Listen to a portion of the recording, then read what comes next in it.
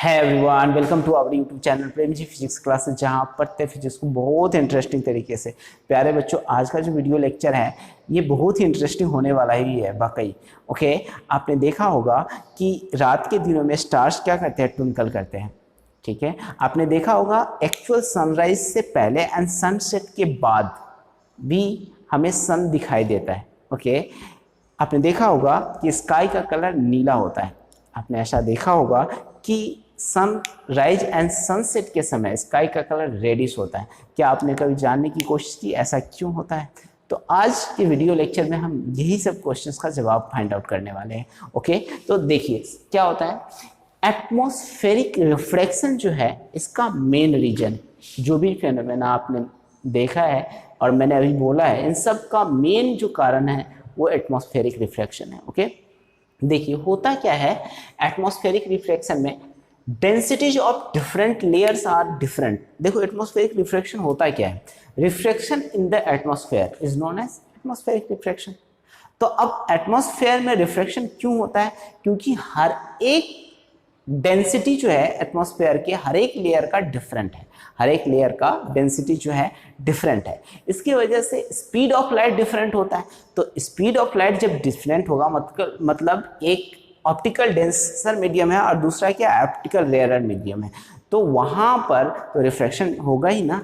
अब मान लीजिए सपोज कीजिए दो लेयर है एटमॉस्फेयर का। ओके, ये तो समझ में आ गया। और density of different layers of atmosphere density of different layers of atmosphere is different. Okay, atmosphere is different, hence speed of light becomes different.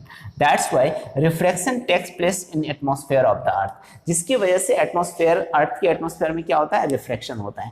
ठीक है, तो ये तो हो गया एटमॉस्फेरिक रिफ्रैक्शन, मतलब densities of different layers of the atmosphere are different, that's why the refraction takes place in the atmosphere, earth's atmosphere, earth के atmosphere में रिफ्रैक्शन होता है। अब ये होता कैसे होगा ये समझ लेते हैं। ठीक है, ये है अर्थ और यहाँ पर इसके डिफरेंट लेयर्स हैं।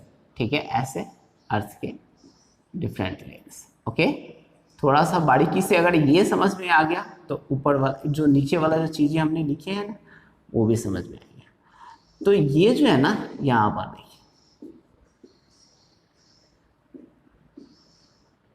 ये यहाँ है इसके।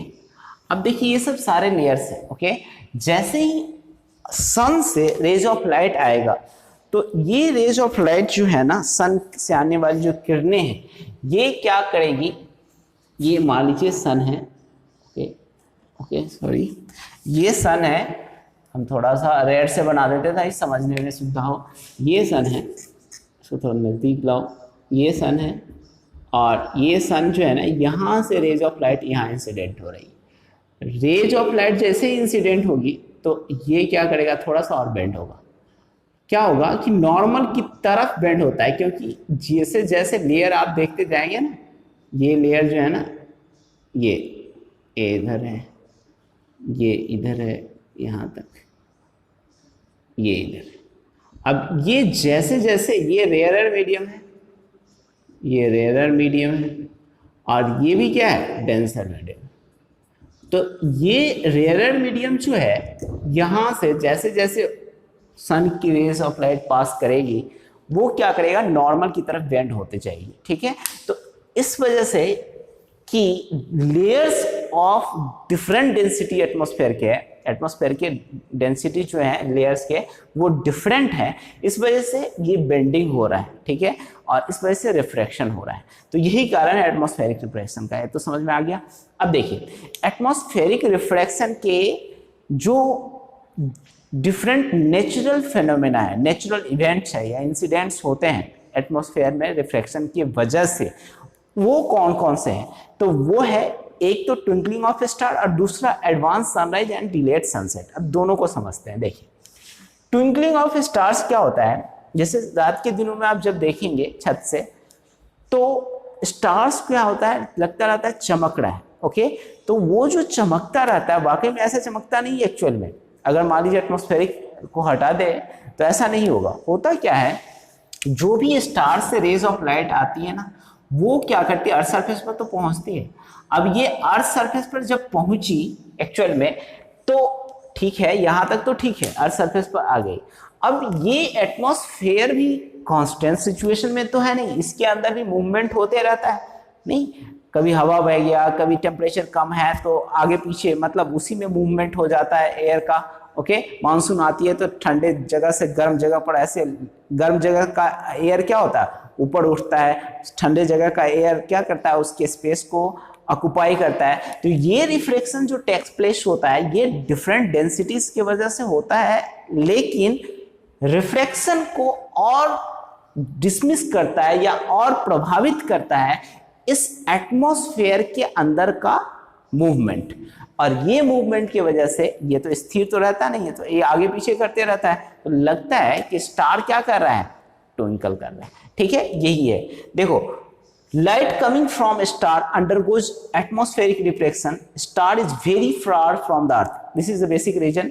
स्टार, अभी क्वेश्चन बनेगा कि स्टार क्यों ट्विंकल करता है, प्लेनेट क्यों नहीं ट्विंकल करता, तो इसका भी जवाब इसी में मिल जाएगा आपको। देखिए, star is very far from the earth, it undergoes multiple reflection. Star जो है ना, बहुत दूर है अर्थ से, इससे एक क्या होता है, बहुत टाइम, मेनी टाइम्स वो मल्टीपल रिफ्लेक्शन होता है due to different densities of the atmospheric layer. Atmospheric layer में डिफरेंट डेंसिटीज होने के कारण तो रिफ्लेक्शन होता ही है। Atmosphere is also not in stable due to the movement of air, air के मूवमेंट के कारण एटमॉस्फेयर नहीं होता। Due to this reason stars twinkle, इसी कारण से स्टार ट्विंकल करता है। तो पहला तो रीजन हो गया कि रिफ्लेक्शन होता है, और दूसरा कारण क्या हुआ कि एटमॉस्फेयर में मूवमेंट होता है। इन दोनों ही वजहों से वो क्या करता है, ट्विंकल करता है। ओके, अब प्लेनेट क्यों नहीं ट्विंकल करते, देखो बेसिक रीजन जो है, मेन जो कारण है वो यही कि प्लेनेट जो है अर्थ के बहुत करीब है। तो जब ज्यादा करीब कोई सन लाइट रेज है या सोर्स ऑफ लाइट है, तो उसके अंदर जो रिफ्लेक्शन होगा वो उतना प्रभावित नहीं कर पाएगा उसको। ठीक है, वो रेज ऑफ लाइट स्ट्रेट आ जाएगा व्यूअर जो है या ऑब्जर्वर है उसके आई तक। देखो, planet do not twinkle because it is very near to earth, ये नजदीक है अर्थ के। So light coming from planet is not affected by the change in atmosphere. जो भी लाइट जो प्लेनेट से आता है वो चेंज, मतलब नहीं इफेक्ट होता है एटमॉस्फेयर में चेंज होने के कारण। एटमॉस्फेयर में अगर बदलाव हो तो उससे इफेक्ट नहीं होगा। तो ये हो गया planet do not twinkle, okay, because it is very near to earth. अब देखो, दूसरा चीज है advance sunrise and delayed sunset, ये दूसरा रीजन है। पहला तो स्टार्स, वाई स्टार्स ट्विंकल, तो ट्विंकल स्टार क्यों करता है, ये पहला। और दूसरा जो आपको इफेक्ट पड़ना है नेचुरल फिनोमेना का, वो है advance sunrise and delayed sunset. प्यारे बच्चों, due to atmospheric reflection the figure shows the original position of the, एक बार मैं रीड कर देता हूँ फिर समझ ले, या फिर समझ ही लेते हैं। देखो, एक्चुअल में होता क्या है कि यहां पर बना देता हूं, ये सनराइज है, ठीक है, यहां पर सन एक्चुअल पोजीशन है, और तुम मान लो ये थोड़ा सा ऊपर बन गया हुआ है, तो इसको मैं काम करता हूँ नीचे बनाता हूँ, ये ठीक रहेगा। थोड़ा सा दिक्कत होगी समझने में, पहले समझ लेते हैं फिर हम समझा देंगे क्या लिखे है। ठीक है, देखो यहां पर मान लो ये जो है ना, देखो ये जो है ना, यहां पर ये अर्थ है, और इस अर्थ से नीचे यहां सन, यहां क्या है, सन। अब होगा क्या, ये सन है, ठीक है। अब एक्चुअली में ये लेयर सब है, इसके बहुत सारे छोटे छोटे से लेयर बनाए हुए हैं, पतले पतले। चलो एक दो समझने के लिए रख लेते हैं, बाकी तो क्लियर हो ही जाएगा। देखो ये जो है, ये दो लेयर्स मैंने बना दिए, ठीक है। अब ऊपर वाला लेयर क्लियर है कि वो डेंसर होगा, ठीक है। क्यों डेंसर होगा, सॉरी, नीचे वाला जो अर्थ के कांटेक्ट वाला जो लेयर है वो क्या होगा, वो डेंसर होगा, और ऊपर वाला जो लेयर होगा वो क्या होगा, रेयरर होगा। क्योंकि ग्रेविटी के कारण जिस लेयर का डेंसिटी ज्यादा होता है उसको अर्थ अपने तरफ क्या करती है, खींच लेती है, और जो लो डेंसिटी वाले लेयर होते हैं वो क्या होते हैं, अर्थ के सरफेस पर ऊपर चले जाते हैं, ठीक है। तो अब होगा क्या, यहां से जो रे ऑफ लाइट आएगी वो रे ऑफ लाइट, जैसे ये रे ऑफ लाइट है, ठीक है, एकदम ये जो कंडीशन, ये हॉरिजॉन्टल है, ये क्या है, हॉरिजॉन्टल, ये हॉरिजॉन्टल। अब रेज ऑफ लाइट जो आएगी यहां से, ये मान लो ऐसे आती है यहां से, ठीक है, ये रेज ऑफ लाइट ऐसे आती है। अब ये रेज ऑफ लाइट यहां से किधर बेंड करेगी, नॉर्मल की तरफ, फिर ये ऐसे, फिर ऐसे, ये ऐसे आएगी, समझ लो थोड़ा सा, ठीक है, फील कराते हैं थोड़ा, एक करते हैं दूसरे मार्कर से आपको डिनोट करके दिखाते हैं, ठीक है। अब देखिए ये जो है ना, ये वाला चीज सिचुएशन यहाँ यहाँ, और ये पोजीशन जो होगा वो ऊपर का होगा, ये वाला चीज, मतलब कहने का ये सन जो है वो नीचे जो था वो क्या हो गया, ऊपर हो गया, ठीक है। कलर बदला नहीं है, सन का कलर रेड ही होता है, बट समझने के लिए सनराइज का जो एक्चुअल पोजीशन है वो एस है, और बाद में क्या हो गया, एस एस। अब अभी तक ये सनराइज एक्चुअली में हुआ नहीं था, तो 2 मिनट पहले एंड 2 मिनट बाद तक, सनसेट के समय भी यही सेम फेनोमेना होता है, सन का एक्चुअल पोजीशन क्या रहेगा सनसेट के समय, एस, और वर्चुअल पोजीशन जो हो जाएगा रिफ्लेक्शन के कारण एस एस। तो सेम चीज यहां भी यही होने वाला है बेटा, मतलब कहने का सनराइज के समय क्या होता है, रिफ्लेक्शन के कारण सन की जो लाइट है वो एस डैश पोजीशन पर से आती हुई दिखाई देती है, और उसके कारण सन ऊपर उठा हुआ दिखाई देता है। बहुत सारे अपने फिनोमेना ऑब्जर्व किए हैं कि जैसे स्टिक को हम वाटर में रख देते हैं तो स्टिक का जो एंड पॉइंट होता है वो क्या होता है, ऊपर उठा हुआ दिखाई देता है। तो this is the basic reason, ठीक है, समझ में आई बात है, क्यों, रिफ्रैक्शन के कारण वो ऊपर उठा हुआ दिखाई देता है। वही चीज सन के साथ भी है। तो advance sunrise and delayed sunset, मैंने एक थोड़ी सी पॉइंट बना दी, आपको क्वेश्चन आंसर करने में सुविधा होगा, इसको नोट जरूर कर लीजिए सारे पॉइंट्स को, ओके, ये आपके एग्जाम के लिए बहुत इंपॉर्टेंट है। It is due to the atmospheric refraction, the figure shows it is due to the atmospheric refraction. आपसे पूछे जो why advance sunrise and delayed sunset, को यही समझना है, मतलब हमें सन क्यों दिखाई देता है, it is due to atmospheric reflection. The figure shows the original position of sun as S, बस सेम चीज है, सन का एक्चुअल पोजीशन तो एस है। At the time of sunrise when sun is slightly below the horizon, horizon से जब नीचे होता है तो एस दिखाई देता है। The light moves different layers of atmosphere having different optical densities, उसके different optical densities होते हैं, so it bends towards the normal and appears to come from S-test। so इसकी वजह से क्या होता है, नॉर्मल की तरफ बेंड हो जाता है, मैंने दिखाया नॉर्मल की तरफ कैसे बेंड होता है, और वो दिखाई कहां से देता है, S-test से, ठीक है। तो क्वेश्चन समझ में आया, why advanced sunrise and delayed sunset happen, it is due to atmospheric refraction, उसके बाद एक्सप्लेन कर दो। उसके बाद तुमसे क्वेश्चन ये भी पूछा जा सकता है, why sun appears 2 minute before sunrise and 2 minute after sunset, तो ये कारण है, okay.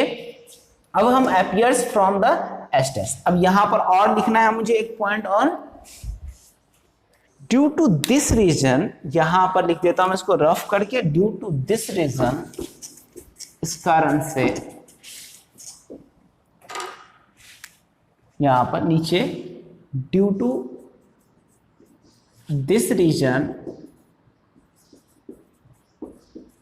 Sunrise appears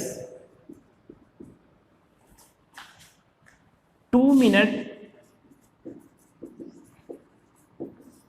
before sunrise appears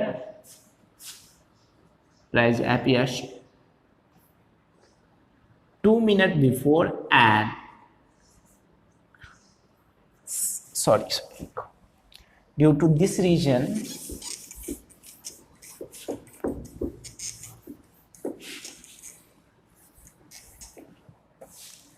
देखिए प्यारे बच्चों क्या है, due to this reason sun appears 2 minutes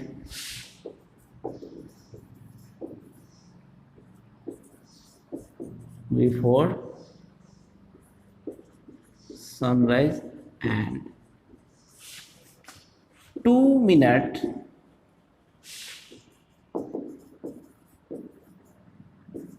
after sunset. ठीक है, 2 minute before sunrise at 2 minute after sunset, यही रीजन है, इसकी वजह से दिखाई देता है। पूरा लिख दिया ना अपना। ठीक है, तो एटमॉस्फेरिक रिफ्लेक्शन तो बता दिया।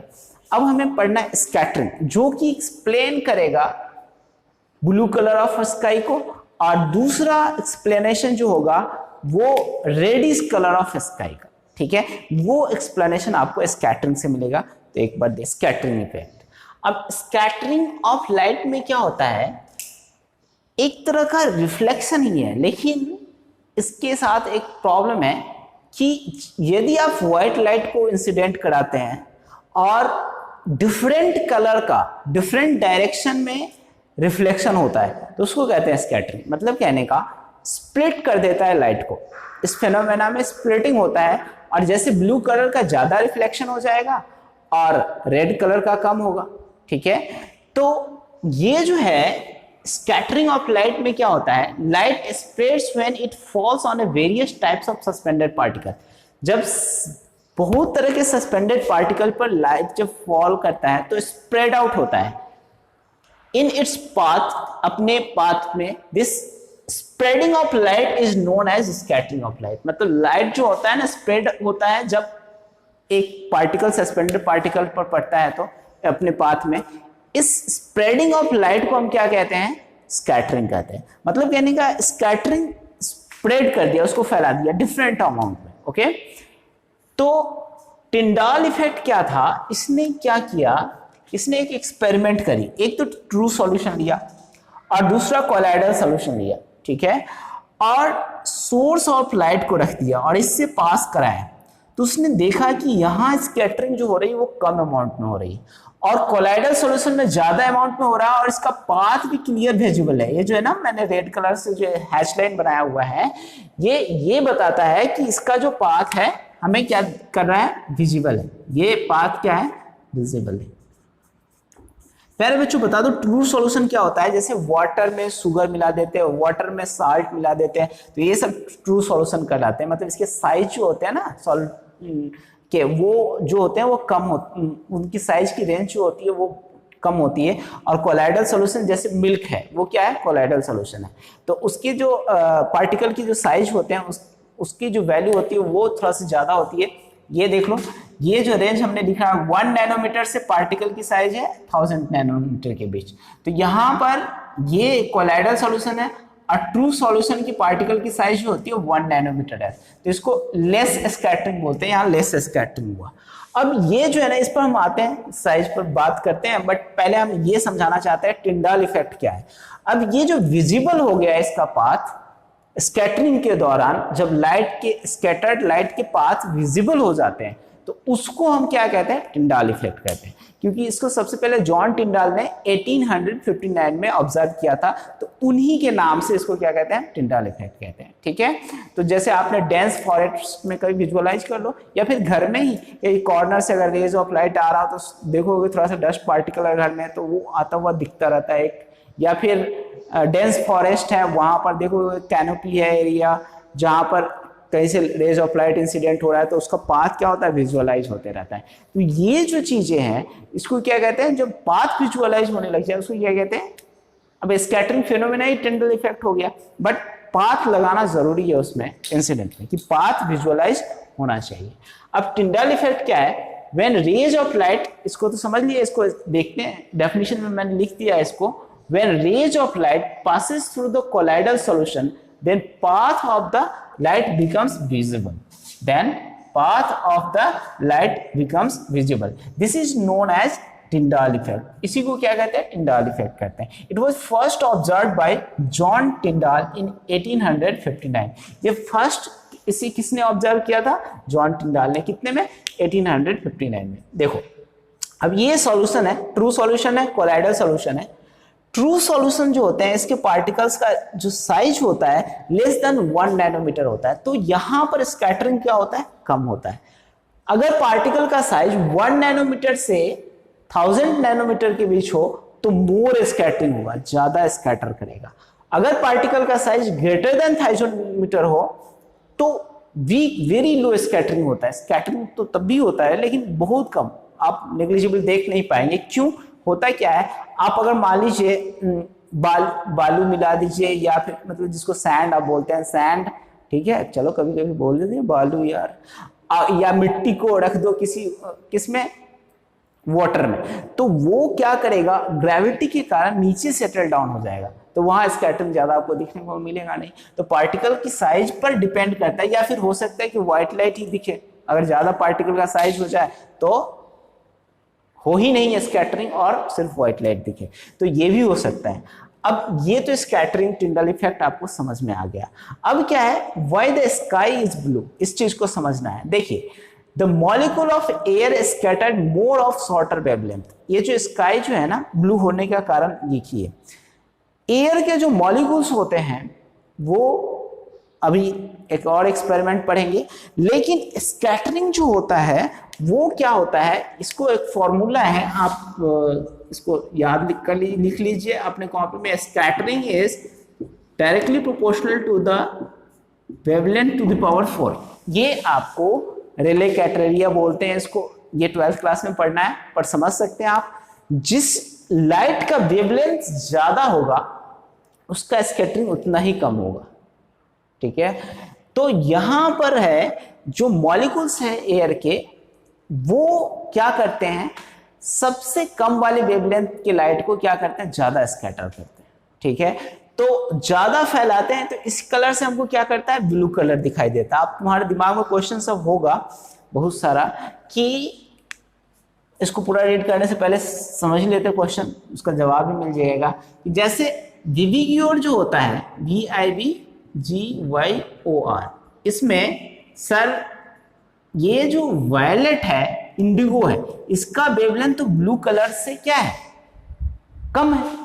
तो ऐसी सिचुएशन में जो स्कैटरिंग सबसे ज्यादा किसका होना चाहिए, वायलेट का या इंडिगो का, तो हमको ब्लू कलर ही क्यों दिखाई देता है। देखो इसका कारण है, स्कैटरिंग होता है उसका भी, लेकिन हमारा आई जो है ज्यादा सेंसिटिव है किसके प्रति, ब्लू कलर के प्रति, तो इसलिए हमको ये दिखाई देता है। वायलेट इंडिगो के प्रति उतना सेंसिटिव नहीं है, तो हमको ये दिखाई नहीं देता है। तो ये भी नेचुरल रीजन है, कुछ चीजें जो है ना फिजिक्स में नेचुरली है भी।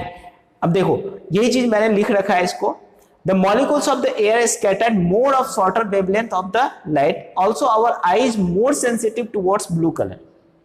ब्लू कलर के टुवर्ड्स क्या है, हमारा आई भी सेंसिटिव ज्यादा है, that's why sky looks blue, इसकी वजह से स्काई ब्लू दिखता है, ठीक है। क्लियर हो गया, क्रिस्टल क्लियर, समझ में आ गया क्यों दिखता है। इसका स्कैटरिंग इसका भी होता है, इसका भी होता है, लेकिन सेंसिटिव किसका है, किसके प्रति हमारा आई, फैक्टर्स तो नेचुरल भी काम करेगा ना, ओके। अब दो टीचर है, दोनों पढ़ाता है तुमको, लेकिन तुमसे अटैच कौन हो पाता है, हार्टली तुम उसके प्रति ज्यादा झुकाव महसूस करते हो। नॉलेज तो सबके पास है, तो तुम अट्रैक्शन वही है, आई किसको अट्रैक्ट कर रहा है, तो आई किसको करेगा, ब्लू कलर को, इसलिए अट्रैक्शन, ओके। अब है outer space, the sky looks black and dark because there is no atmosphere. Outer space, from outer space लगा लो यहां पर, ये स्टार देके बात लिख लो, बार बार पूछा जाता है। फ्रॉम आउटर स्पेस, फ्रॉम है ये, यहां पर लिख लेते हैं अपन, देखो प्यारे बच्चों, फ्रॉम आउटर स्पेस, देखो बाहर की स्पेस मतलब अंतरिक्ष से जब हम देखते हैं तो स्काई हमें क्या दिखता है, ब्लैक दिखता है, डार्क दिखता है। क्यों दिखता है, क्योंकि वहां पर एटमॉस्फेयर है ही नहीं, इसलिए ऐसा दिखता है, ठीक है प्यारे बच्चों। अब हमें एक एक्सपेरिमेंट करना है और ये एक्सप्लेन करना है कि स्काई का कलर रेडिश क्यों होता है, ठीक है।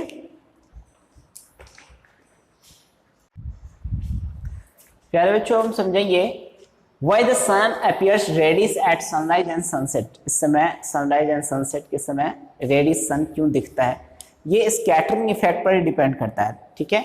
तो प्यारे बच्चों in the case of sunrise and sunset, जो एक्चुअल में होता क्या है कि सनराइज के समय या सनसेट के समय, चूंकि सन जो होता है हॉरिजन में होता है, तो लार्ज डिस्टेंस ऑफ एटमॉस्फेयर का कवर करता है। जिसकी वजह से ज़्यादातर जो लाइट होते हैं, जो स्मॉल वेवलेंथ वाले होते हैं, वो स्कैटर हो जाते हैं, फैल जाते हैं, तो कम ही लाइट बचते हैं जो कि रीच कर पाते हैं आई तक।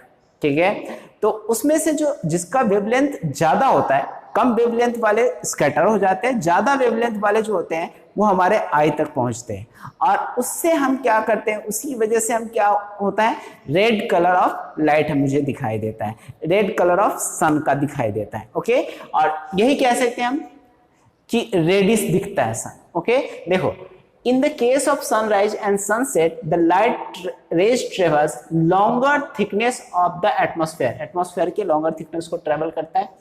In accordance with the scattering rule, the lower wavelength of light is completely scattered away by the air molecules. Lower wavelength light के जो होते हैं वो completely क्या होते हैं, scatter हो जाते हैं। The higher wavelength in the red region are less scattered, और higher wavelength वाले जो light होते हैं वो बहुत कम scattered होते हैं। And reaches our eyes, hence the sun appears reddish at sunset and sunrise.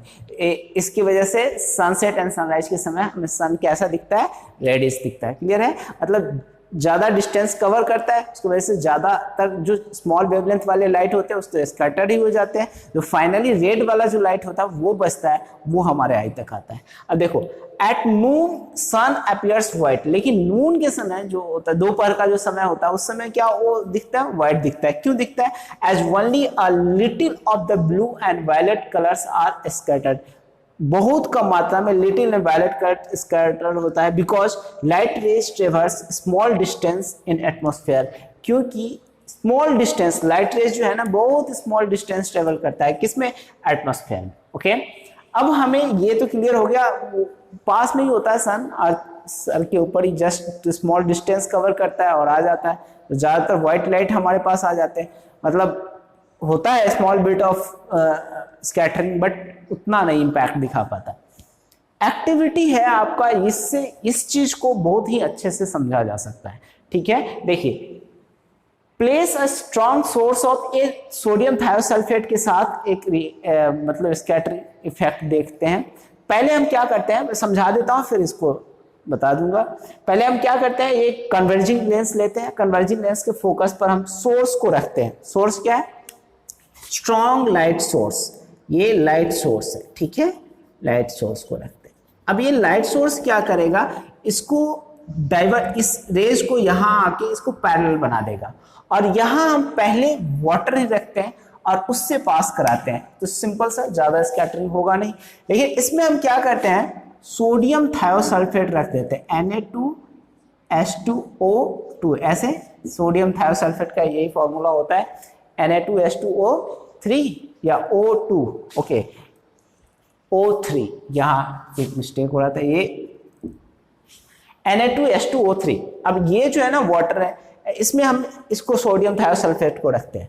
अब जैसे ही सोडियम थायोसल्फेट को इसमें रखेंगे तो ये रेज ऑफ लाइट को क्या करेगा, यहाँ पर सोडियम थायोसल्फेट के साथ में H2SO सल्फ्यूरिक एसिड भी रखते हैं, जिससे क्या हो, रिएक्शन हो और थोड़ा बहुत सोडियम बने।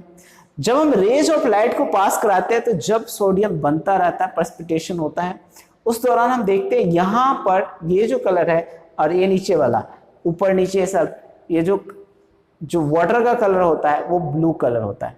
ठीक है, लेकिन यहाँ पर ये स्मॉल कार्डबोर्ड है और इससे होल है। ठीक है, होल बना हुआ है।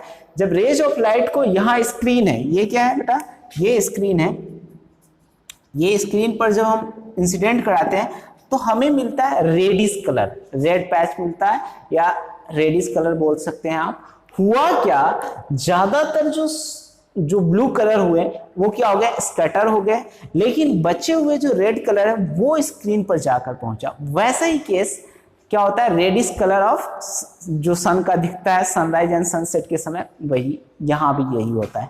ठीक है, तो सिंपल सा समझ में आ गया हो। हमने यहाँ लिख दिया है, place a strong source of light at focus of converging lens L1, this lens provides a parallel beam of light, allow a beam to pass through a circular hole, circular hole से हम क्या करते हैं, beam को पास करते हैं, made in cardboard, cardboard में जो बना हुआ है और सर्कुलर होल, एक कार्डबोर्ड है बेटा, ये कैसा बोर्ड है, कार्डबोर्ड। ओके, एंड इससे पास कराते हैं। Obtain a sharp image of a circular hole. Circular hole का हम क्या करते हैं, शार्प इमेज फाइंड आउट करते हैं। यहाँ पर ये जो है ना, ये है circular sharp image. Okay, obtain a sharp image of circular hole on a screen MN using a second converging lens L2S1, मतलब उसका इमेज बनेगा सेकेंड कन्वर्जिंग लेंस के वजह से। यहाँ से जो रेज ऑफ लाइट जाते हैं ना, सर्कुलर इमेज बनाएगा वहां पर। Dissolve about 200 gram of sodium thiosulfate in about 2 liter of clean water taken in tank. Add about the 1 to 2 ml of concentrated sulfuric acid of the water. ये add करने के sulphur बन जाए, इसमें particles आ जाए कुछ, और तब हमें क्या हो जाए, स्कैटरिंग दिखाई दे, इसलिए हमने ये डाला है। अब इसमें इम्पैक्ट क्या होता है ये लिख लो यहाँ पर। रिजल्ट में क्या, एक्टिविटी के रिजल्ट में, एक्टिविटी में मिलेगा क्या ये लिख लेते हैं। प्यारे बच्चों, ये जो है ना, ये यहाँ जो एक्सपेरिमेंट अपन ने एक्टिविटी करी थी उसका रिजल्ट मैंने लिख दिया है। We observe blue colour in the upper and lower portion of the solution and the screen, on the screen we observe reddish colour या फिर on the right side, on the right side और on the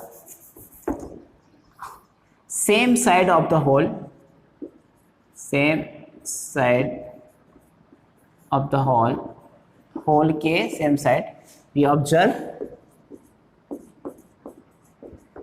reddish color।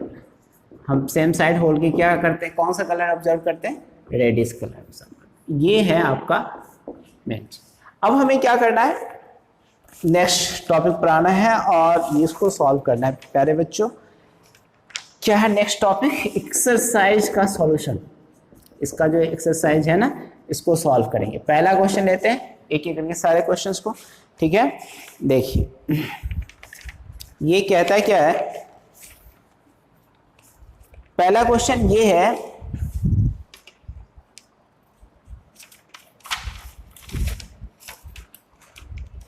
the human eye can focus an object at different distances by adjusting the focal length of the eye lens. This is due to accommodation. ये जो होता है ना, ये किसके कारण होता है, accommodation पावर के कारण होता है। ये पहला क्वेश्चन था कि डिफरेंट, मतलब आप डिफरेंट फोकस कर पाते हैं, अपने फोकस को चेंज कर पाता है आई, वो किसके कारण कर पाता है, accommodation के कारण। ये तो जानते ही होंगे आप, ठीक है। ये पहला है। दूसरे का आंसर, दूसरे क्वेश्चन का आंसर देखो, human I forms the image of an object at its retina. D option है इसका, क्या होगा, रेटिना, ठीक है प्यारे बच्चों।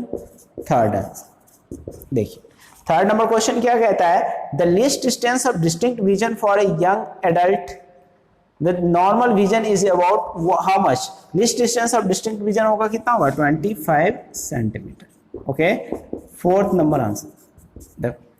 फोर्थ नंबर क्वेश्चन क्या कहता है, the change in focal length of eye lens is caused by the action of what.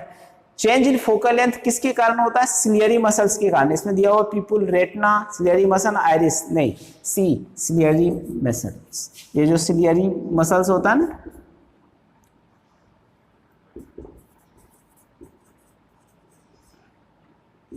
Ciliary muscles के कारण, ठीक है प्यारे बच्चों। तो ये हो गया आपका फोर्थ नंबर। अब फिफ्थ नंबर क्वेश्चन करते हैं। देखिए फिफ्थ नंबर क्वेश्चन क्या कहता है, a person needs a lens of power -5.5 dioptre for correcting his distant vision. Distant vision को करेक्ट करने के लिए इसको क्या चाहिए, -5.5 डायोप्टर का लेंस चाहिए। माइनस लगा हुआ है, इसका मतलब क्या होगा, concave.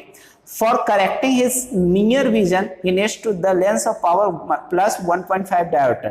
What is the focal length of lens required to correct distant vision and near vision? ये दोनों में फोकल लेंथ कितना होगा ये बताना है आपको प्यारे बच्चों। इसको रफ कीजिए और सॉल्व कीजिए क्वेश्चन को, ठीक है।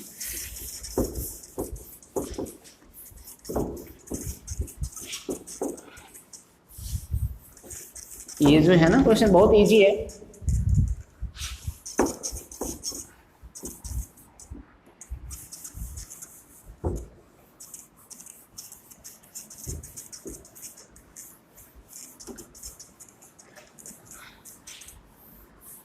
तो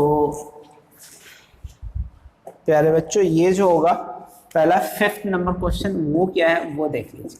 देखिए a person needs lens of power कितना चाहिए -5.5 डी, इतना डी का पावर है। तो फोकल लेंथ क्या होगा 1/p नहीं, और अगर फोकल लेंथ आपको सेंटीमीटर में चाहिए तो कितना होगा 100/p नहीं, फोकल लेंथ इन सेंटीमीटर। अब 100/p को इसको सॉल्व करोगे साइन के साथ लिखो -5.5 ओके। अब इसको करोगे ना तो ये कितना हो जाएगा इतना 55 और इसको सॉल्व कर लीजिए तो ये क्या हो जाएगा 5 2 जा 10 और 11 और इसको सॉल्व करेंगे ना प्यारे बच्चों तो ये क्या होगा 200/11 11 1 जा 11 जा 9 है तो 90 हो जाएगा तो 88.88 ऐसा चलता रहेगा, इतना सेंटीमीटर होगा प्यारे बच्चों। ये पहले। अब दूसरे के लिए ये जो पहला जो क्वेश्चन था ना उसका आंसर कि जो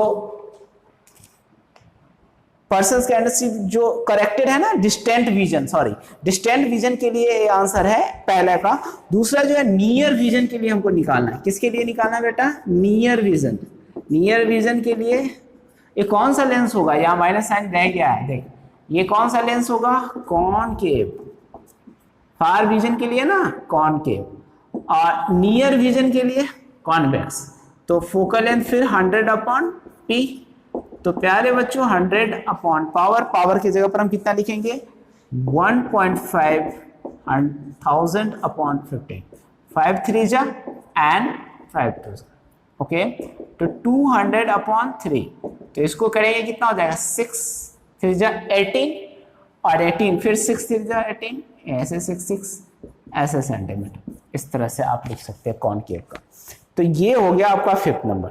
उसके बाद हमें 6th नंबर क्वेश्चन करना है। देखिए प्यारे बच्चों 6th नंबर क्वेश्चन क्या कहता है far point of myopic person is 80 centimetre in front of the eye, what is the nature and power of the lens required for। देखिए far point कहने का मतलब क्या हो गया, देखो मायोपिक आई का क्या होता है दूर की चीजें नहीं दिखाई देती है, ठीक है, नजदीक की चीजें तो दिखाई देती है लेकिन दूर की चीजें नहीं दिखाई देती है। तो मैक्सिमम जो वो देख सकता है वो कितना है 80 सेंटीमीटर। तो आपको मैंने इमेज बनाना सिखाया है, जैसे कोई मायोपिया है किसी को, यहीं पर दिखा देता हूं मैं, ये मान लो ये मायोपिक आई है तो यहाँ पर ये जो है ना यहाँ पर आपको एक कॉनकेव लेंस लगाना पड़ेगा।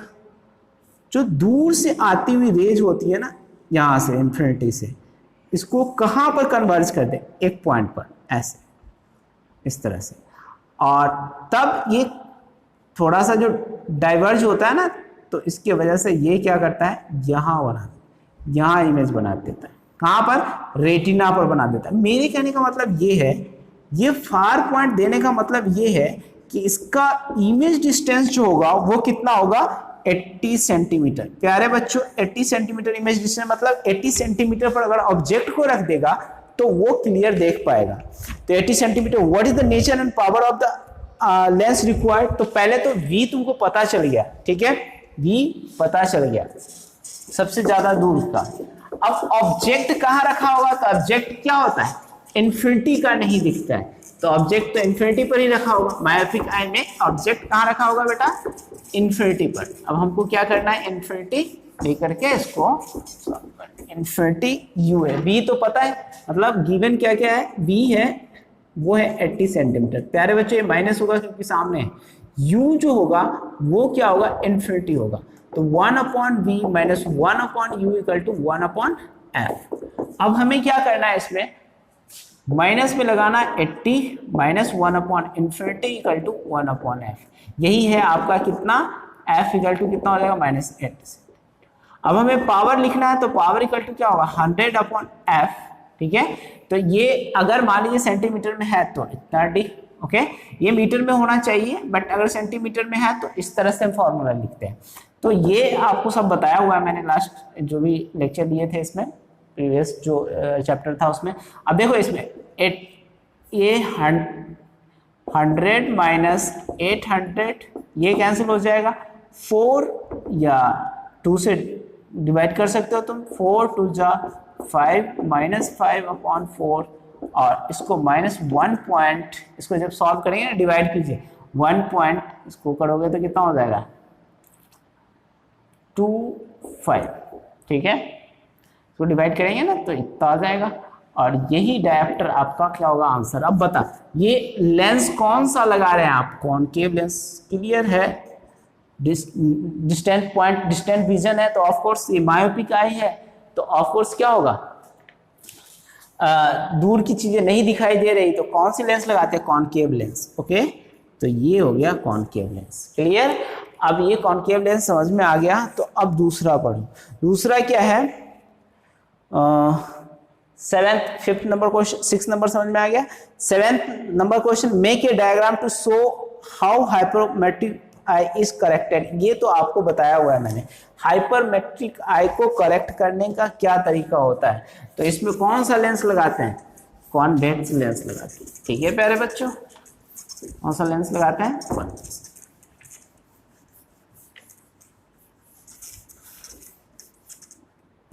ये है आपका, ये है पहला 7th नंबर क्वेश्चन, ठीक है। ये make a diagram to show the hypermetric eye is corrected, ये मैंने बताया हुआ है पहले भी। एक आई है ऐसे मान लो यहाँ पर है और यहाँ पर हम कॉन्वेक्स लेंस लें और ये कॉन्वेक्स लेंस जो है ना, और यहाँ है कॉन्वेक्स लेंस। अब ये कॉन्वेक्स लेंस जो होगा यहाँ पर ये इमेज बनाएगा, ये ऐसे ऐसे करके,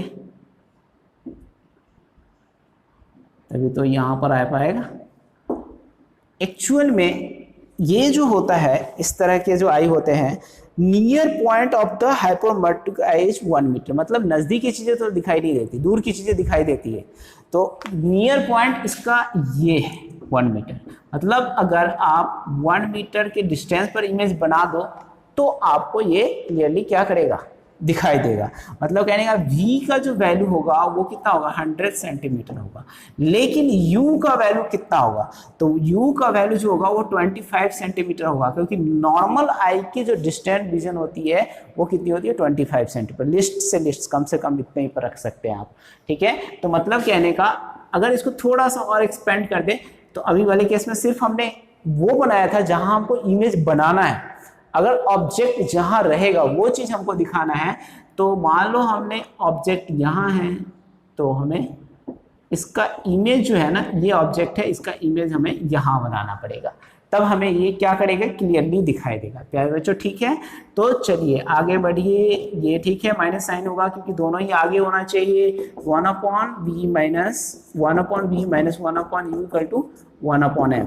तो 1/v की जो वैल्यू होगी 100 माइनस 1/25 इक्वल टू 1/f, और ये जो होगा 100 minus plus 1/25 equal to 1/f। Of course इसको जब एलसीएम लेंगे तो कितना हो जाएगा, 100 minus 1 plus 4 equal to 1f, ठीक है। अब ये जो होगा ना प्यारे बच्चों, वो कितना होगा, f इक्वल टू 100/3 और 33 माइनस 3 इतना सेंटीमीटर। ये है आंसर आपका किसका, कॉन्वेक्स लेंस का, ये फोकल लेंथ है। लेकिन हमें क्या निकालना है, पावर भी निकालना है। What is the power of the lens, देखो पावर निकालना तो सिंपल है, पावर निकालेंगे तो क्या करेंगे, power equal to 1/f in metre, और अगर हम सेंटीमीटर में लिखते हैं तो f इन सेंटीमीटर। ओके, तो ये 100 है अपॉन f की वैल्यू है, तो 100/3, और ये ऊपर चला जाएगा 3, इतना डायप्टर है, ये हो जाएगा आंसर आपका। तो ये हो गया power. Why is a normal eye not able to see clearly the object placed closer than, देखो हर एक closer than the 25 सेंटीमीटर, इसको थोड़ा सा क्लियर पढ़ दो। Why is the normal eye not able to see clearly the object placed closer than 25 centimetre. देखो 8 number question ये कहता है कि 25 सेंटीमीटर से कम अगर डिस्टेंस पर रखा हुआ ऑब्जेक्ट तो आई क्लियरली क्यों नहीं देख पाता है। इसलिए नहीं देख पाता है कि सिलियरी मसल्स की अपनी एक क्षमता है, उस कैपेबिलिटी के बाहर वो नहीं जा सकता, तो जितना वो कर सकता है मैक्सिमम रेजिस्टेंस संयोजन उतना करता है, बाकी वो नहीं कर पाता। तो इसलिए ये 25 सेंटीमीटर से ज़्यादा नहीं होता। The capability of ciliary muscle is only up to 25 centimeter to maintain the focal length of eyepiece. That's why it is not able to see the clearly the object closer than 25 centimeter. उससे कम वाले lens को focus ही नहीं कर पाता, तो इसलिए नहीं देख पाते। ठीक है, तो ये तो लिख लेना वर्ड में। ओके, 9 नंबर क्वेश्चन क्या कहता है, what happens to the image distance in the eye when we increase the distance of an object from the eye. देखो द इमेज डिस्टेंस इस यहीं पर लिख देता हूं, यहां पर image distance 8 number 9 number question. 8 number तो आप लिख लेना। ओके, एकोमोडेशन लिमिट होता है आई का। अब देखो the image distance in case of I in the I will remain constant because the distance from retina to lens remains fixed। क्या रहता है, फिक्स्ड रहता है, इसलिए ऐसा होगा। ठीक है, तो ये 9 number question. What is why do star twinkle से अभी बताया, कारण ट्विंकल क्यों करता है, इसे कोई एक्सप्लेनेशन किया है। Explain why the planets do not twinkle, ये भी बताया प्लैनेट ट्विंकल नहीं क्यों करता है, क्योंकि वो नजदीक होता है। Why does the sun appears reddish early in the morning, अभी जस्ट एक्सप्लेनेशन किया है। Why does the sky appear dark instead of blue to the astronaut? Astronaut से बाहर से देखता है स्पेस से, तो उसको डार्क दिखता है क्योंकि वहाँ एटमॉस्फेयर नहीं होता, there is no atmosphere, that's why. तो ये सब सारे क्वेश्चंस का जवाब तो आपको मिल ही गया होगा। तो लेट्स फिनिश, आपका चैप्टर नंबर 11 फिनिश हो गया। अब हम नेक्स्ट करेंगे 12 नंबर चैप्टर। ओके।